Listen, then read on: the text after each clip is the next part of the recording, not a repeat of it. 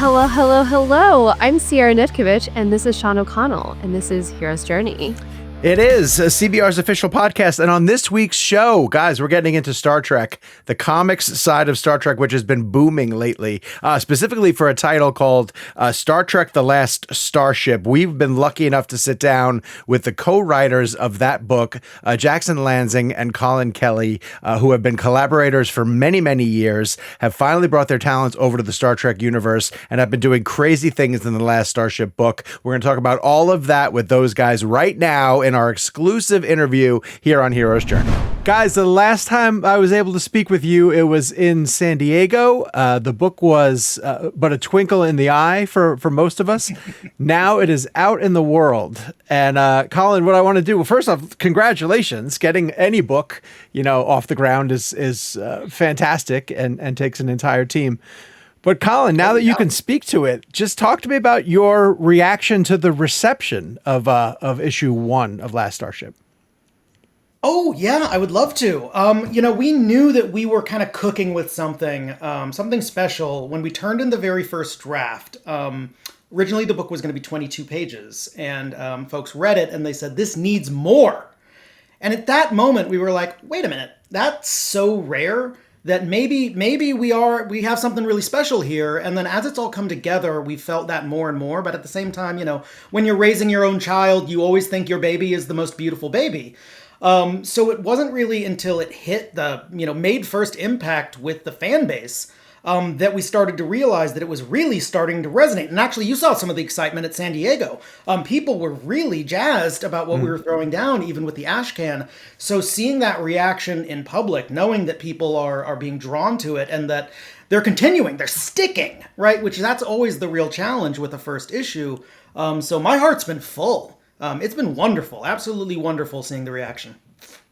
Jackson, right after you guys got to go to New York Comic Con and kind of bask in it as well, too. What did that convention and the reaction of the fandom sort of teach you about how the story's going over? Well, so New York was a bit of a whirlwind. I was there alone. I was only there for 2 days. I was there between two bits of travel. So I really had to pack it all in. And I thought what was really wonderful to see just in those two days was the sheer amount of people who were fans of the Marvel work or fans of the DC work or fans of the independent work who were showing up to Star Trek for the first time. And I think ultimately that was the stated intention of Last Starship from the get, was we're constantly, for the last 7 years we've been doing this book, we hear all the time from people who read our Captain America run, or read Batman Beyond, or read Dark One because they come in through Brandon Sanderson, or who read, who are old Joyride heads, or who followed us along our Marvel journey, who were on NYX and Guardians of the Galaxy.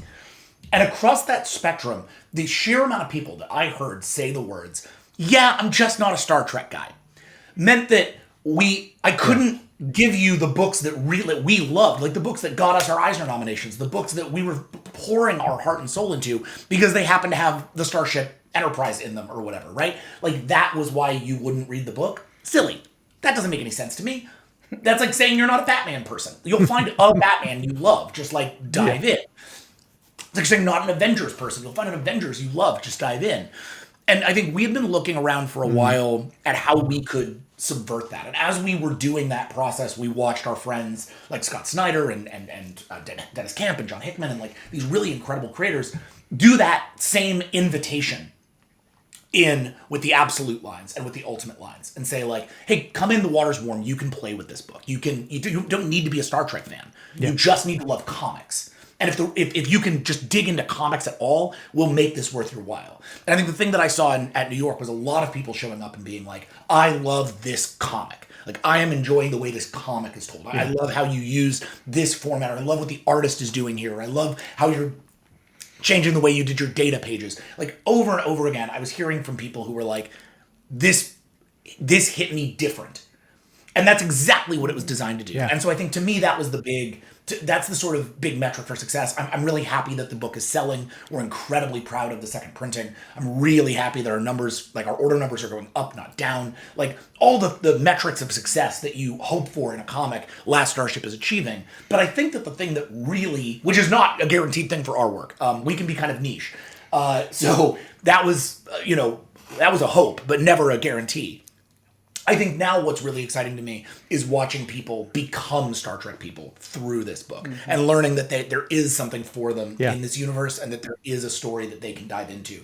And I've just been very, very thankful that Collin and I have been able to finally be the conduit for that after many years of hard work at the helm. Of shouting at people in Star Trek uniforms at conventions, being the comic, and they're like, we're cracking through. I am not going to let you guys just glance over this uptick in sales and uptick in interest. This is a significant thing. I mean, to the point where you guys hopped on social media to record a cool video about it.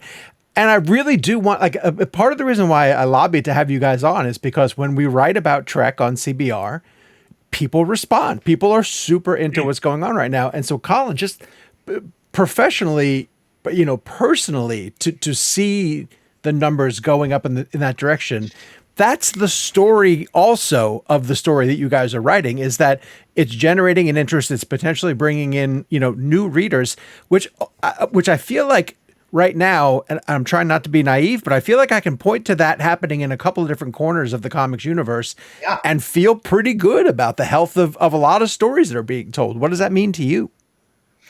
I mean, my guy, that's a wonderful perspective. That's a wonderful kind of piece of data to kind of put together, because you are right. We have part of the not only the revitalization of some of these stories through absolute, through Ultimates that Jack was mentioning. They're not just great opportunities to tell these new stories. They are opportunities to bring people in, and ultimately that's the thing that all of us in comics have the galaxy brain of. For our industry to survive, to thrive, we need those new readers. So when we started, hearing that our issue 3 sales were higher than our issue 2 sales, like, it's funny because it sounds a little haughty, perhaps. Like I can't help it, but at the same time, I think every comics creator out there knows that is so rare that it's something to crow about. It's kind of like, look, we found a little bit of gold in this year 9, and who knows if it'll last, right? Like, but I think that people are sticking, and it really just does feel wonderfully personally, and I know Jack feels the exact same way. Just that validation. It's kind of like a "you like me," right? So because we can be a little bit divisive in our work, so it's been really incredible. Just to feel that outpouring of affection and love for this particular book, which I think, next to our Clayface, I think is one of my favorite things we've ever done. Yeah, I think that's really the sweetener for it, right? Is that it's a book that, this book isn't just some other book on our roster. It's the book that was the result of us stepping back from taking a lot of books at Marvel, taking a lot of books at DC, taking a lot of exterior work. We stepped back and said, okay, if we just did one book, what would that book be? What could we really just sink all of our effort into? And the fact that wasn't a creator owned, right? That was a Star Trek book. Was extra risky because that, as I said, that book kind of has a market cap, and we've seen that market cap for 7 years of working on the project. So, or on Star Trek in general. Yeah. So coming in with this book where we were like, well, this is the one where we break the rules. This is the one where we go further than we normally do. This is the book where we really play with single issue storytelling. This is a book where we are playing with a whole new artist, a whole new vibe. And without any of your fan favorite characters, with the exception of Kirk, whose return will naturally be divisive to the Star Trek fan base. That really felt like a ton of risks, piled upon risks, piled upon risks. But it was the book we wanted to tell. It felt really crucial to tell it right now. It felt like it was about what was going on outside our window. It was about what we were feeling day to day as the systems around us struggled to maintain, as governments and social society and safety nets and the economy all struggle and try to figure out what they are in this 21st century ecosystem that we're building. getting to write a book about that through the lens of Star Trek, about collapse and rebuild. And then having people actually show up to it, wildly validating. It's not just a you like us, it's like, oh, you like the work. You know what I mean? Oh, this thing is actually popping. Yeah. Because it's speaking to something real. Which I think is true in terms of like our Clayface as well, right? Clayface was a book where that was us just saying, hey, what if we just wrote ourselves? What if we wrote a really personal book about the struggles of being in Hollywood and how that messes with your brain? And that book similarly did very well. So I think we've maybe learned something about really writing from a very personal place. And it's been a lovely time. I was just realizing our Kang did the same thing. It's true. And our Kang is in a tone very similar. So I guess what we're learning is when Jackson and I go to our most vulnerable places, it's sad. It's sad. It's sad in there. Welcome. Yeah, Welcome. We like a good sad science fiction story. Yeah. Jackson, when we were previewing the book and we were talking about it earlier, you talked about how much you wanted to write about failing institutions and how it affects the individual. And it feels like the news cycle gives you guys more cannon fodder for that, on a daily basis.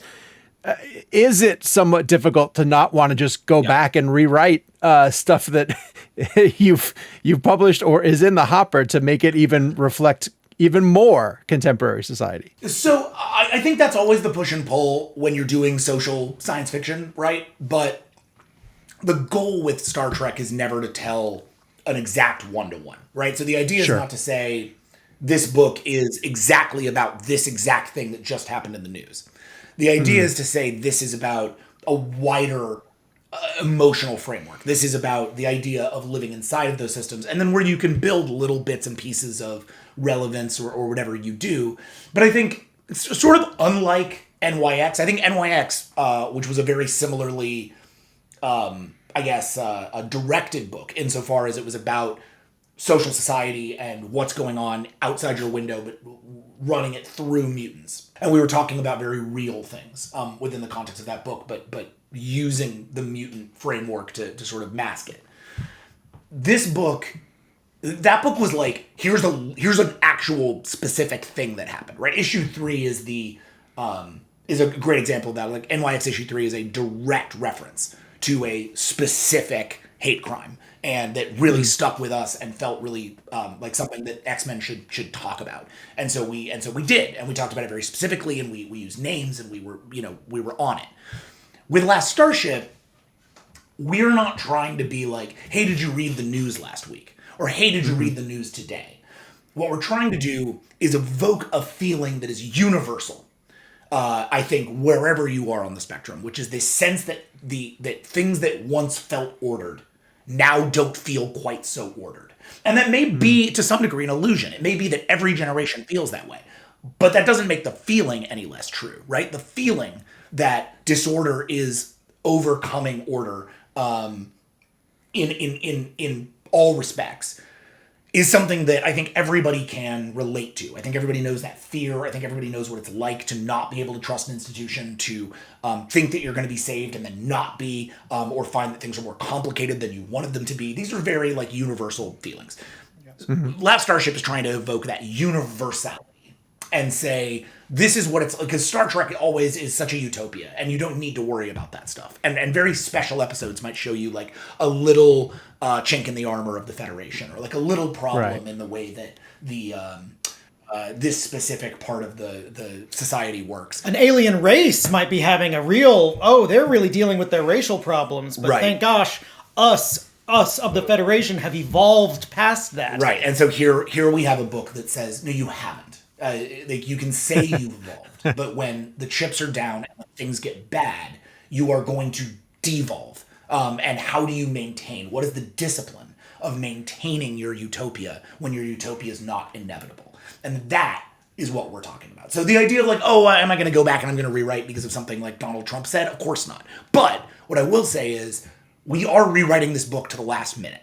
And that's not because we're sitting there being like, how do we put more like relevance in? But it's because we get art back from Adrian Bonilla and go, well, this doesn't need our words.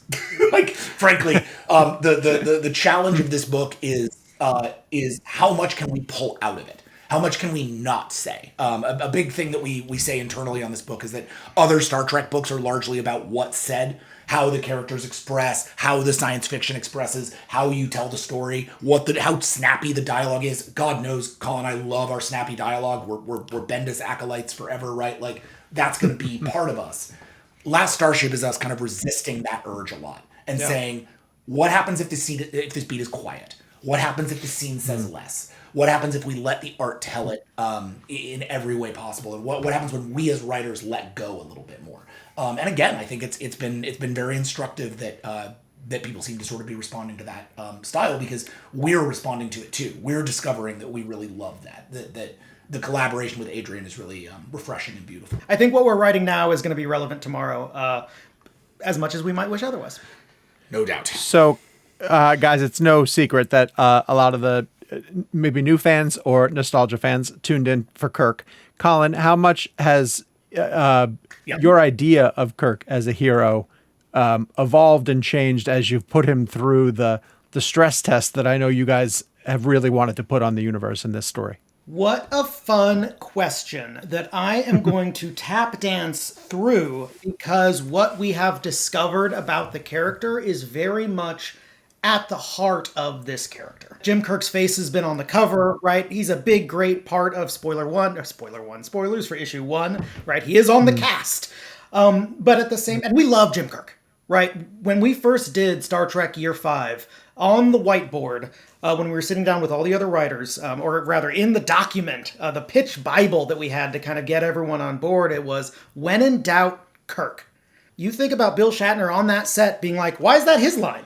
Why is that his monologue? It should be mine, right? You can think of it both as him and also remember that Jim Kirk is a poet. He is Horatio Hornblower. He is a man raised on the classics. Yes, he's a Lothario, but that's because being smart is sexy, and William Shatner is sexy. But, right, like, that's the Kirk that we know and love. Yeah. And bringing him into the story, we've said it before, but yes, he's a great cover. That's not why he's here. Picard would have been a great cover. Like, there are lots of ways to magic a character into the story. For Kirk, it hurts the most, right? Like, this is the setting that is absolutely going to shatter him as a man who was there at the birth of the Federation to now watch its end. Now, as for what we've been finding in it, well, this is not a Kirk pooped out by the Nexus. This isn't a Kirk who has been transported from thousands of years. This isn't a Guardian of Forever situation. This is a man who was reassembled by Borg nanites.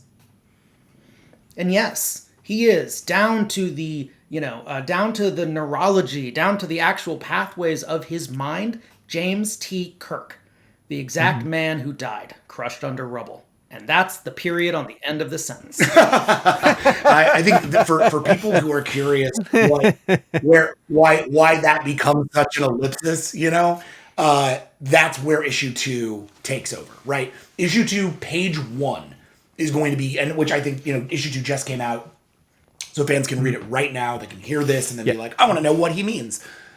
Issue 2 is our first direct exploration of Kirk. And that's because we didn't want fans to wait. I knew that when we set this ball in motion, the first question everyone's going to be asking is, what does he remember? What kind of Kirk is this? Is this a facsimile of Kirk? Is it a clone of Kirk? Is it actually Kirk? Who is this guy? What's his internal process? And so all of the internal monologue in issue 1 is all from the perspective of Captain Sato. It's all of his captain's logs. How he thinks, how he adapts, how he's moving into this brave, strange, dark new world that Last Starship is set in. Kirk takes over in issue 2. Issue 2 is from Kirk's perspective and helps you understand what is going on in that man's mind. And so what we don't want to do is spoil that out too hard. I want people to read it and kind of start seeing how that goes. But that question of what does Jim Kirk have to offer this new time period? What does he have to learn in this new time period? And who does he decide he is, given an opportunity to make that call himself? All of those questions are ones that are going to run the entire gamut of the book and only start getting unpacked in issue 2. And then I think reach their first real climax in issue 3. Yeah. Where, for lack of a better way of saying it, Kirk really whips the rest of the Omega into shape in terms of how to confront Klingons, when to confront Klingons, and exactly how to think around those problems. I think the easy initial solve for Kirk is put him in a position where everything is dire and dark and violent, and no one knows how to respond to that except for him. I think in the aftermath of that, his self-analysis is going to have to get a lot more complicated. I think in these first three, we get sort of the James Kirk guitar solo, but it might not go quite how it normally does. Right, it might be more of a whiplash drum solo kind of situation. Yeah, it might not feel the same as it did 700. Not your ago. tempo. And I think that's what Last Starship is all about. It's about giving you that thing in a very, very different frame, and one that understands the realities of the situation. In a fun addition to that, if folks want to know even more about what Jack's talking about and can't wait for issue 3, you can join Star Trek Online, where they've recently released the Omega as a playable ship, and its special maneuver is Kirk's super rad thing that he does in issue 3. Yeah. So you can get some understanding of what's going to happen in issue 3 right now on Star Trek Online, because they are so plugged in on the book that they built the kit around events in the book. It was very cool to see. You guys are company guys. I love it. Jackson, can you give me and the listeners a peek behind the curtain of your production schedule? And I want to say from this perspective, I was lucky enough to interview a legend in the field, Jerry Conway, recently, who was discussing writing the Death of Gwen Stacy story arc, right? Yeah. And he dropped something on me that was so casual to him and yet mind-blowing to me, that at the time he was writing 4 different books. And so that any given moment, the book or story in question probably only had a week of his attention before he had to turn to another one because of deadlines, essentially. How do you guys feel about your writing process, and where are you in terms of your story? And could you imagine juggling 4 as you're essentially trying to wrestle through the narrative hoops of this story? Hey, Collin, can we imagine wrestling down 4 comic books in 1 month? Can you even imagine? Josh, how would we ever? What would that be? You know what? I think we could push it. I think we should push it to 5 or 6. You think we could do 6? You think we could do 6 for 2 years running? I think we could do 6. The thing that even that statement even misses is not even 1 week per book. Yeah. It's 1 week to script a book. Yeah. But while it's being scripted, now you're getting layouts, right? To all the people out there who want to peek behind the curtain of how comic books are made, as if you didn't know, right? At any one time, you're both dealing with the script you're writing, rewrites of the last script you turned in, layouts on the pages for the script you turned in 3 ago, inks that are coming in, right? You're never just touching one script. As soon as it starts to compound, it just starts to layer on top of itself until you just find yourself carrying a Sisyphusian amount of deadlines, rewrites, and executables. So to be less sarcastic and more sort of direct on that, with apologies to Jerry, who I love. Incidentally, Jerry is a good friend, and an old friend. I run a tabletop RPG that Jerry plays in, and it is one of my one of the great joys of my life that I get to go to Jerry Conway's house, surrounded by all of his Punisher memorabilia and Carol Danvers memorabilia, and play Kids on Bikes games with him. He's the best. But we were writing, at the height of our time at Marvel, we were writing 6 books a month. So we would be writing maybe 3 or 4 at Marvel, right? There was a period of time there where we were doing NYX, Giant Size X-Men, Thunderbolts, and Power Man Timeless at the same time as we were doing Principles of Necromancy and Star Trek. So we were doing 6 books simultaneous for many months. That is too many books. Wow. It's not a good system. It's not a good system for quality of work. It's certainly not a good system for quality of life. I'm very proud of those books. I think those books turned out really cool. And I think there's great work across the board. Yeah. What happened at Marvel, what we were actually doing was we were doing it because you could not say no to these awesome projects. Because when someone comes to you and says, we want you to do Giant Size X-Men, You gotta say yes. When somebody comes to you and says, we want you to do Thunderbolts, you gotta say yes. When somebody says, hey, create your own version of Luke Cage, you gotta say yes. And at a certain point, the gotta say yeses turn into you've taken on so much work that you don't have time for the stuff that you're creating or the place where you're passionate. And so my big advice to like new creators, to creators who are getting their first shot at the big two, they will give you everything that you can take. Yeah. So don't take everything. Because if you do, you're going to find yourself juggling an enormous amount of projects and not able to land the one you know you're going to nail. Even if the book is great. Because getting a book at the big two past 10 is very hard. Getting a book at the big two past 5 sometimes is very hard. And so you just end up juggling a lot, and those things change, and it can get very chaotic. Now our process is much cleaner. Well, yeah, I mean, certainly. Because now we really are since we're just working on one book, it proceeds exactly as it should. Yeah. You know, we have a month to write the book. a month to write a script. We're outlined to high heaven before that, months ahead of time with Heather Antos, who's, just, I think, like, our editor. You know what I mean? Yeah. She is just an editor who's super plugged into exactly how we work and how to get the best stuff out of us. So we outline all of like very extensively. All of that gets worked out. We then go back into the lab. We split every script in half. Collin gets half the script. I get half the script. We write that over the course of generally a week or two. We combine, we rewrite that over the course of an additional week, make sure that we're happy with that script, and then that's the thing that goes in. And normally then that goes to a second draft with Heather after she gets her thoughts in, because she normally has a great idea about how to flip a thing, or where we have to turn it up, or where we're not being clear enough, or whatever. And then we'll really track that in. And then by the end of the month, we'll have a script, and that'll go to Adrian, and he'll start the process. No, I just wanted to kind of add a little bit of flavor there on our Marvel work, just because I think it is, I think our hands weren't able to touch every script as much as we would like. Yeah.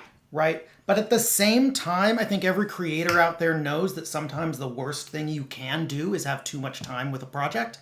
And I think at Marvel, I like to think of it as we were playing jazz, right? Like, I don't want to, I love the work that we did there. I think agreed. NYX, right? I think we absolutely loved absolutely everything. And I just think there was a fun momentum to all of it that really creates a pace and a part of it. I think it all kind of feels like our first era at Marvel. So I'm just really proud of all of that stuff. And I'm also very excited that we now are able to pivot and kind of, instead of playing jazz, write a little symphony. Yeah, no, I just think that this type of insight is invaluable to people because they might not be picking up every book and they might not be following along with every storyline. And so they're not quite aware of just how much, creators are juggling. And I love that you guys share that with me. Thank you so much. Let's circle it all back around to Trek as we come to the end of 2025 and your story is just ramping up. Let me know, best case scenario, what 2026 can look like for Last Starship and for Trek storytelling in general. Well, so for Trek storytelling in general, I will defer to Heather and the IDW team. They have it well in hand. We have a good understanding of what is happening, but it's not ours to speak to. Yeah, Chris Cantwell's Red Shirts is currently happening, and it absolutely rips. Everyone should be checking it out. Yeah, I think right now is a very great time if you're just heading out and buying you're picking up Last Starship, and you're like, man, I want to eat more Star Trek. You got some really great options on the table. Yeah, as for what's coming in 26, there's some great plans. I can't wait for people to see what's going on. But what I will say is, as of now, we are not part of them. Very specifically, we are Last Starship, and that's it. We are not really angling for more Star Trek work because Last Starship is where we want to hang our hat. We love this universe. We love the vibe of it. We love this particular corner of it. We love what we've been able to create there, and we want to stay there to tell that story. Now, Last Starship is ostensibly an ongoing, but it's developed for 12 issues. If it goes beyond 12, that'll be because of sales and because of things that happen, and then we will have to change our plan. Right now, our plan is 12 issues, and I don't know that we're going to want to change it. I think we're very happy with those 12. We just finished issue 7. And I'm really proud of that issue. I think it's another sort of a pivot into cosmic horror, but not like lots of tentacles, but like real cosmic horror, like cerebral, intense Kubrickian horror. Yeah, it's like a very it's a very disturbing book, and I'm very proud of that. I think like it's a great flavor to get to bring into Star Trek. But in large part, we're very focused on just doing this one book as well as we humanly can, and presenting every week or every month to readers a Star Trek book that is just the best damn comic we could put together. After that, who knows? We have some other great plans with IDW that we can't talk about yet, that are really going to fill up our 26 that I'm very excited about. We've got some great plans at some other publishers that I can't talk about yet that are going to fill up our 26. Like, as I said, we're trying to only do two books at a time. Right, exactly. But also, as everyone should have, please, we have not gone back on our promises. Yeah. We are very conscientiously keeping ourselves to 2 books because I know all of our fans out there want us to work on our work-life balance, Jackson. Oh, do they? They do. I love our fans. So Thanks, nice. guys. They want us to hydrate and be able to see our wives. We are definitely hydrating, and we're definitely seeing our wives. So, huzzah. Can I get you guys to come back around when the book comes to a close? Can we talk about the finale? We'll book you guys for the finale. Let's go. Oh God, I please. love that. We'll have a nice like capstone. You love us now. You'll get to the finale. You'll be like, what have you done? It'll be great. Thank you, guys. I really appreciate your time. Sierra, I love when we get to break news. And people who might not have been paying close attention to that, you guys didn't know that Collin and Jackson were going to end their run after 12 issues of Star Trek: The Last Starship. Now, there's a chance the book may continue, but if it does, it's going to be going under new guidance and new leadership. And that was very cool of those guys to share that with us. So, we'll see where it goes. Amazing. What does that mean for a book like this when that wraps up? Well, there have been a number of other books that launched around the same time. Star Trek had Red Shirts, which is kind of just a one-off based around these popular characters from the Star Trek lore, that anybody who wears a red shirt is going to die off. And so these are dying in horrific ways through the course of the thing. We've also seen books that have been built around old properties like Star Trek Voyager that have also been brought to a noticed conclusion, like the end of that story came. With The Last Starship, these guys have been trying new things in terms of the Federation and the Borg, and then the main hook of the book is that they figured out a way to resurrect Captain James T. Kirk, the William Shatner version of Captain Kirk. With a comic like this, you never really know if the writing team is just going to continue going indefinitely until they run out of ideas, but now it's crystal clear that Jackson and Collin have a conclusion in mind. It's going to take them 12 issues. They, as they mentioned in the episode, they are through number 7. We spoke to them a couple of weeks ago. They're probably a little bit longer in it, but they are working towards 12. And as a reader, personally, and I don't know how you feel about this too, I'd love to hear, I like to know when someone has an ending in mind. I don't like when they're sort of stringing it along, maybe throwing in filler books to try to extend it. If you tell me this is our arc and you're going to resurrect somebody as massive as Captain Kirk, then you better have a finish line in place. And it's cool that IDW wasn't like standing over them like, no, this book's doing well. We're going to keep it going somehow. They gave them the chance to say, close out at 12 issues, and then we'll maybe pass the baton to another creative team. I agree. I think there's nothing worse than just sort of like treading water in a book where you're and trying to find the next thing. Yeah. It's not that I necessarily have to be like, okay, this is our hard stop when I'm reading something. I don't always need to know, but what I do love to know is that there's a plan. I just like that there's a plan, that there's an outline that we know. And so It sounds like this is the beautiful thing about Star Trek, is that there's always going to be more ways of exploring the world of Star Trek. We've been doing it for, doing some quick math, like 60-something years at this point. Decades. Like there's no end in decades. sight. Right. And so with resurrecting of Kirk, it sounds like we are opening up, we have a lot of opportunities to maybe bring some things back from other canons that we might not otherwise. And that's something that you, I think, wanted to talk about today. I do want to talk about that because there are unique ways that you can get back into the Star Trek mythology.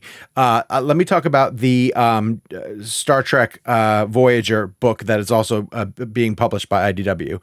They chose a storyline that basically picked up right after the finale of the show. And whereas in the finale of the television show, it appeared that the crew was finally heading home, this book decided, oh no, we're going to send them off on one last unexpected mission. But then it took place in this tiny span, and then it came back, and then it delivered them, it's not over yet, but I'm assuming that it's going to be bringing them back home. So you had a finite period of where you were playing with. And then sometimes you could take a story and just go, well, we're in a completely different time zone now. Let's go in any different direction that we want. The more that I see how exciting the Star Trek books have been this year in particular, under the guidance of Heather Atmos, who's running the creative team over there and recruiting some really dedicated, passionate Star Trek writers, there's two storylines that I think I would love to see them follow up on, and I'm going to pitch them to you, and then you tell me whether you're vaguely interested in seeing these at all. Oh, hell yeah.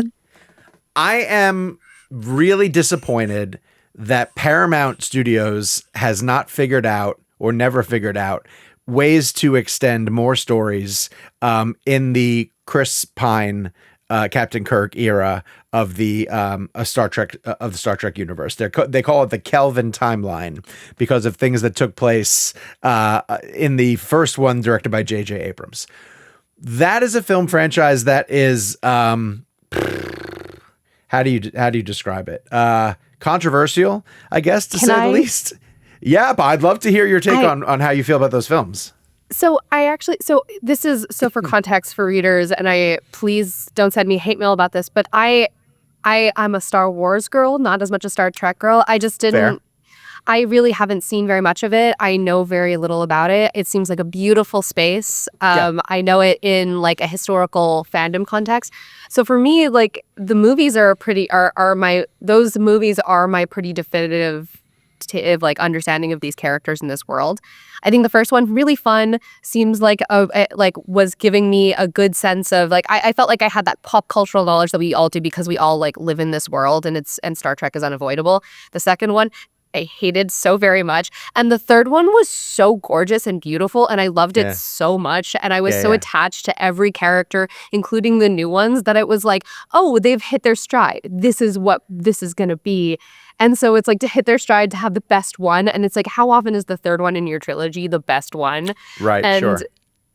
And then to not get one, I understand with Anton, with the tragic passing of Anton, and the closeness that this cast had. My understanding is that it's really, a lot of them are really reluctant to come back to this, especially so immediately in the wake of it. But sure, maybe that has changed, but it's also, as a fan and as someone who loved those movies as a whole, even if it's not one of the individual entries, that does make me sad. But so yeah, it's complicated and controversial, even among just this one grouping. Which is why I would argue that in a comic book form, it's possible then to continue these versions of these characters and honor Anton Yelchin and his contributions to the franchise.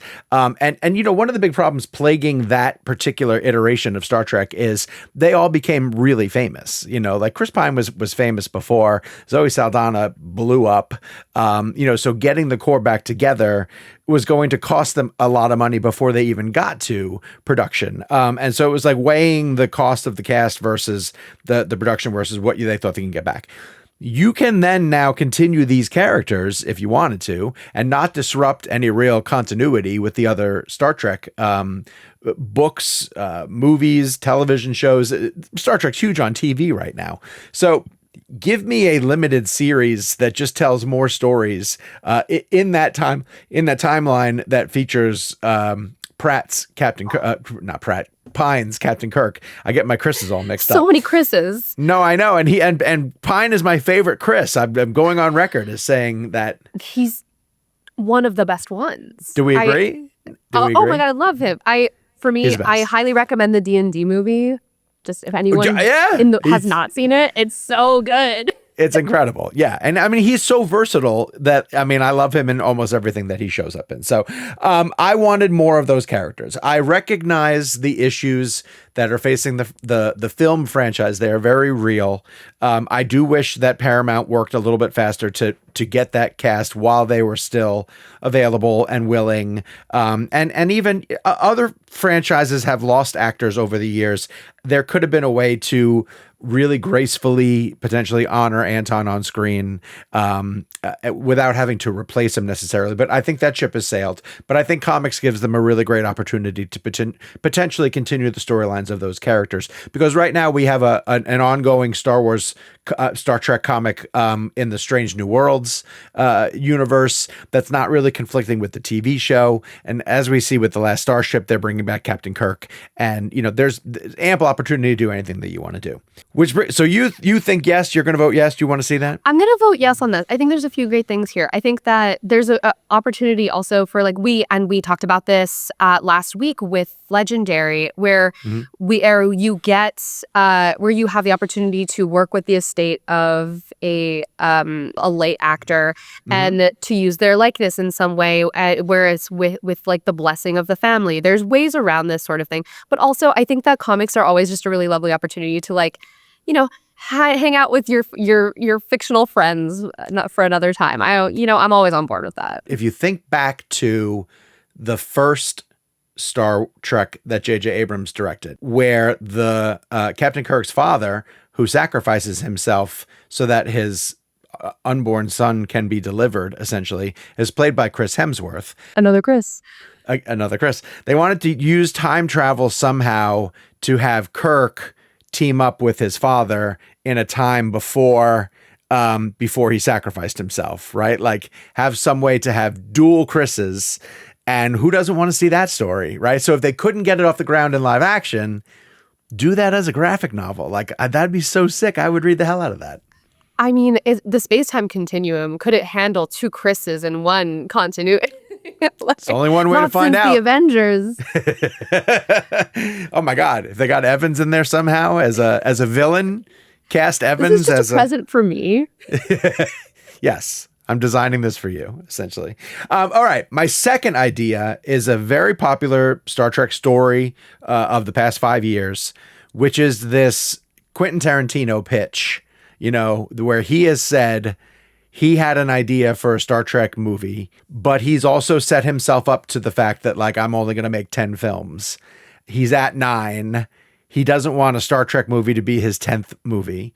On a previous podcast that I used to run, I had the opportunity to speak to Quentin about this, where he couched it as, okay, if I made the Star Trek movie, it wouldn't count towards my body of work.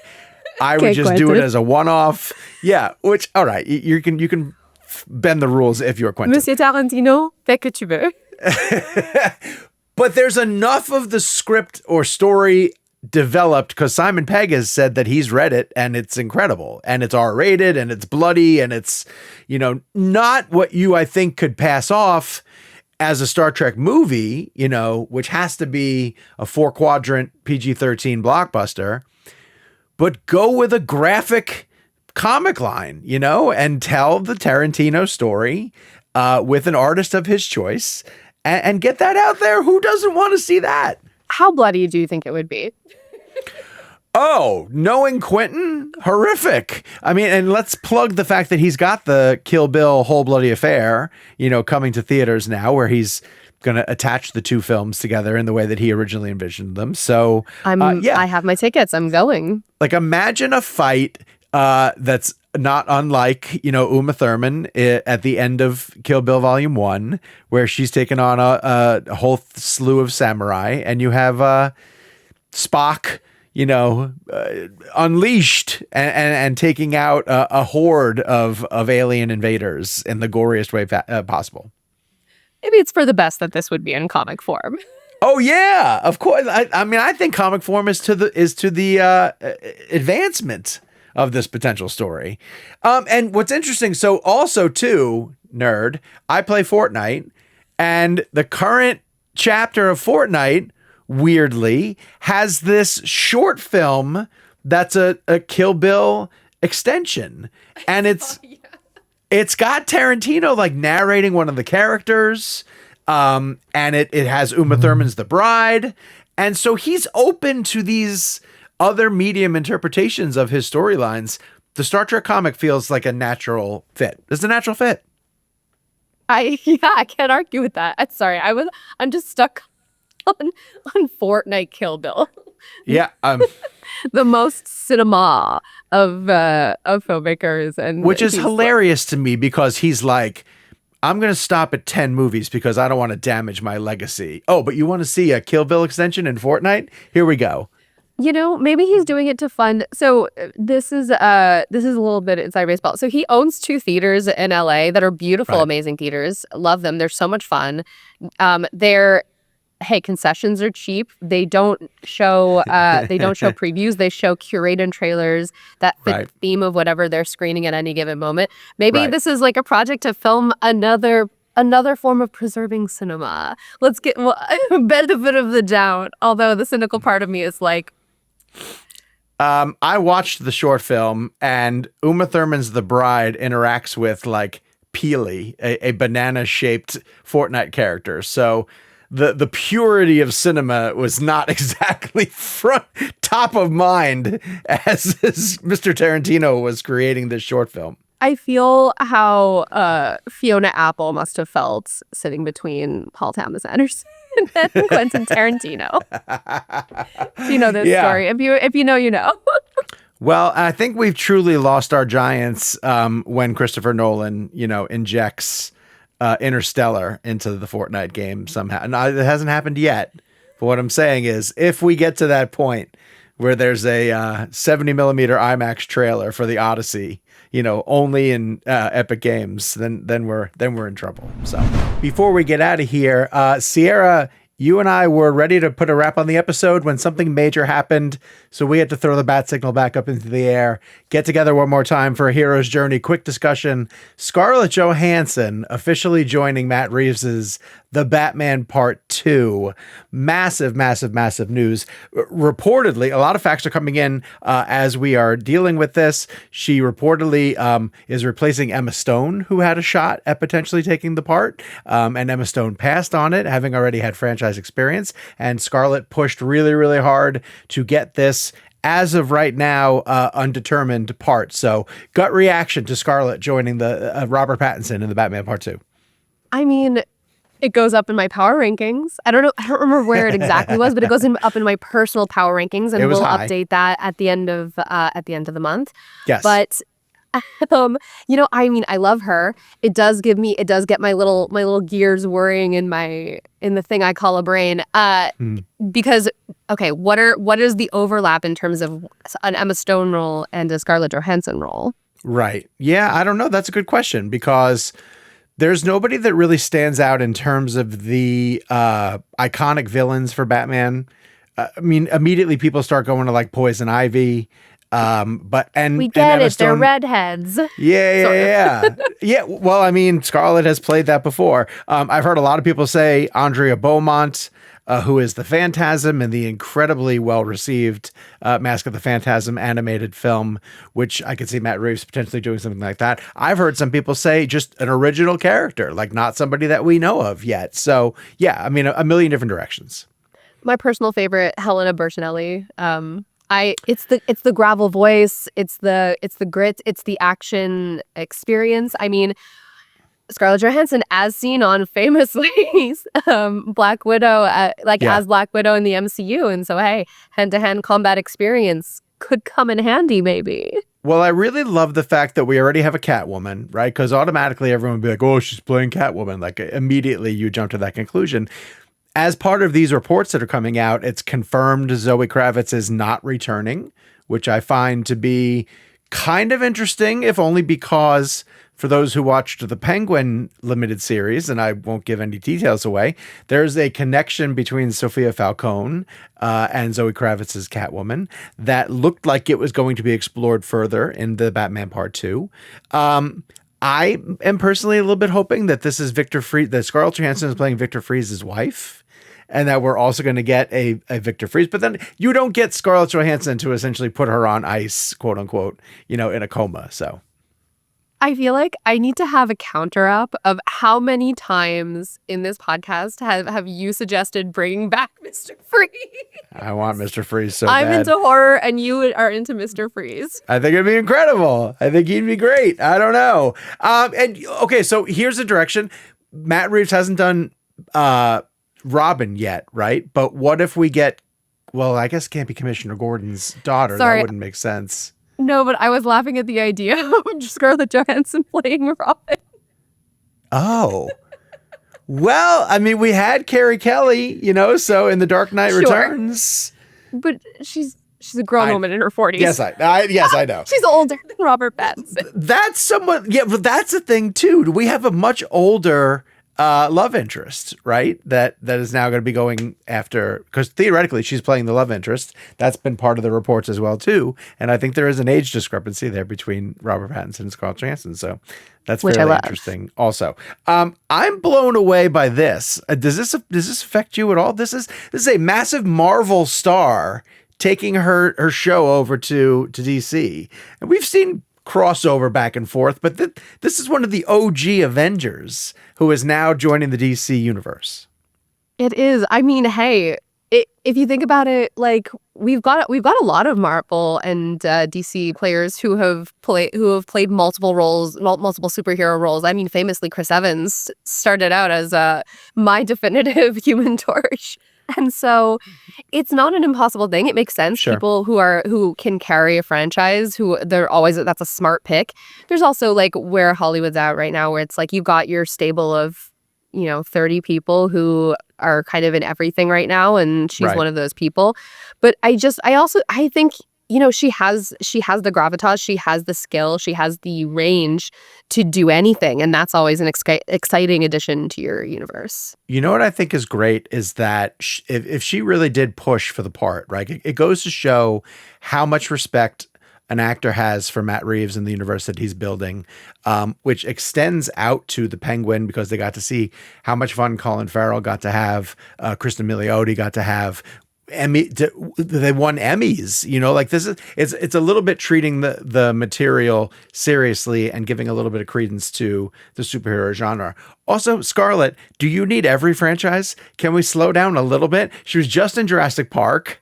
Well, and apparently right before she films the Batman movie, she's going to be in The Exorcist. Like they're redoing. I'm not even sure what that is. So yeah. Okay, Star Trek. What's she going to be in the next Star Trek thing? Kirk. How about Star Wars? What? Come on, Disney, bring her back, lure her back in. Although I know that they're not on the greatest of terms right now. I'm realizing as I say that. True.